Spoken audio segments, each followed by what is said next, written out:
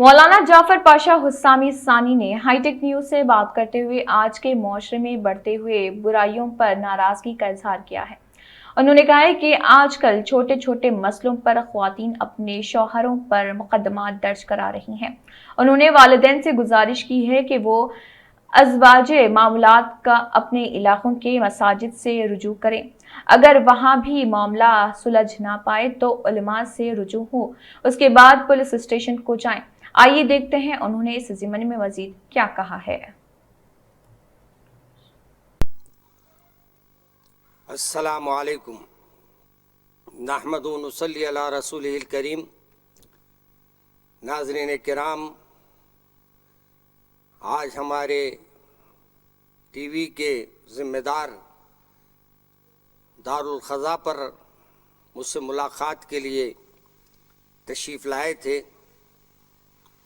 और मौजूदा हालात पर उन्होंने मुझसे कहा कि कुछ आप बोलिए कि आजकल अदालतों में जितने केसेस हमारे मुसलमानों के हैं शायद कि कोई और लोगों के केसेस होंगे।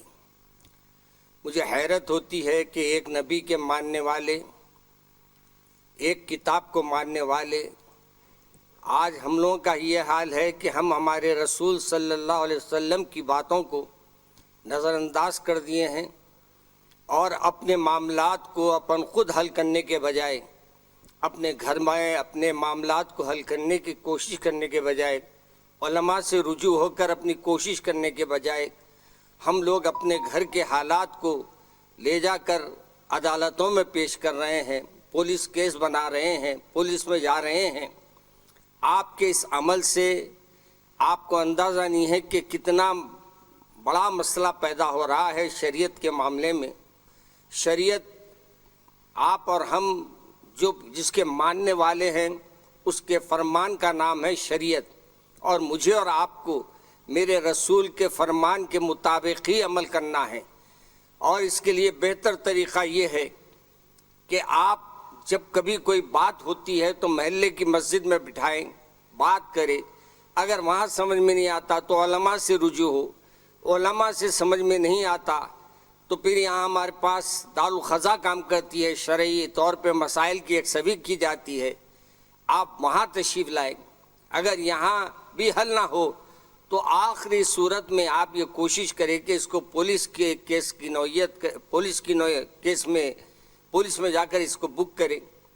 अफसोस होता है मेरे को कि जिधर जाते हैं हम, आज हमारी बहनों के वो देखते हैं कि बुरखों में खड़ी है पुलिस स्टेशनों के सामने और खड़ी है अदालतों के पास, और मामूली बातों पर अपने तलाक़ों का मामला, तलाक़ों का सिलसिला जारी है।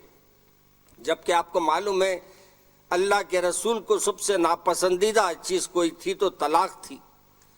आपको और मुझे ये कोशिश करना है कि पहले तो हम अपने अल्लाह और रसूल के अहकामात के मुताबिक ज़िंदगी गुजारें। और याद रखिए, शौहर के भी हुकूक़ है, बीवी के भी हुकूक़ है।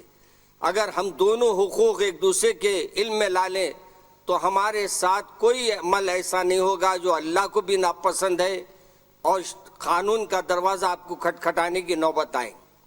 आज के दौर में आपसे मेरी गुजारिश है, खुदारा जिनके घरों में झगड़े चल रहे हैं और आपसी इख्तलाफात हैं, खुदारा अपने मसाजिद में बैठ के मसले को हल कीजिए। खुदारा अपने बुज़ुर्गों के सामने जाकर अपने मसाइल को हल कीजिए।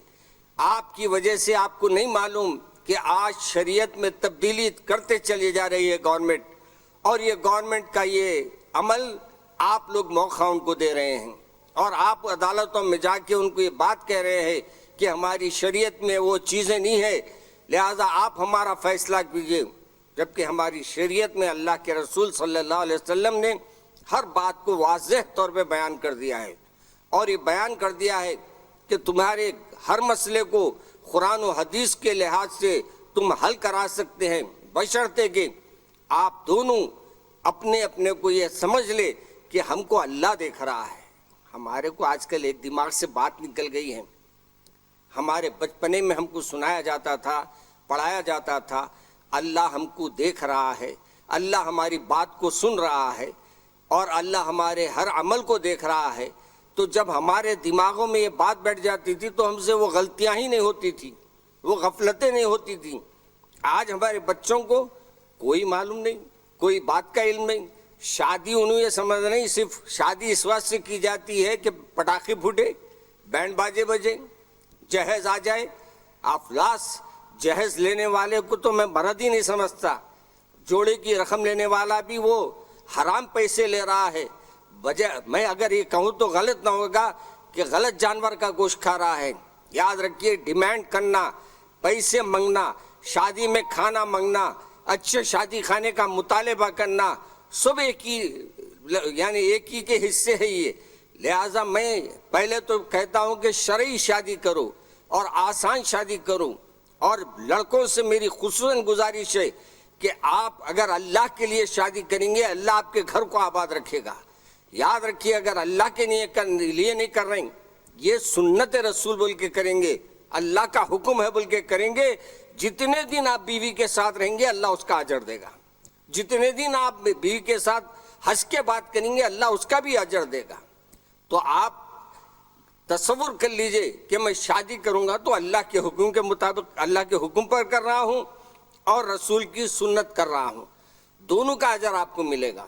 اور دوسری گزارش یہ ہے کہ اپنے جو بھی شادیاں ہو رہی ہے اس میں آسانی پیدا کیجئے۔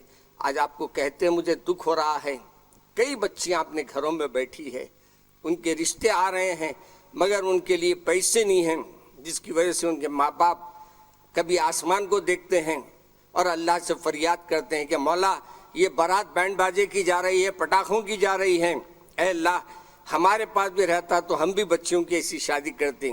آپ یہ سمجھ رہے ہیں کہ آپ کی بینڈ باجے میں بارات جا رہی ہے، آپ یہ سمجھ رہے ہیں کہ میری پھولوں میں بارات جا رہی ہے، مگر افسوس آپ یہ نہیں سمجھ رہے ہیں جتنی گلی سے جا رہے ہیں، جتنے راستوں سے جا رہے ہیں، جہاں یتیم ہوں گے، جہاں غریب ہوں گے، وہ لوگوں کی آہوں میں آپ کی بارات جا رہی ہے۔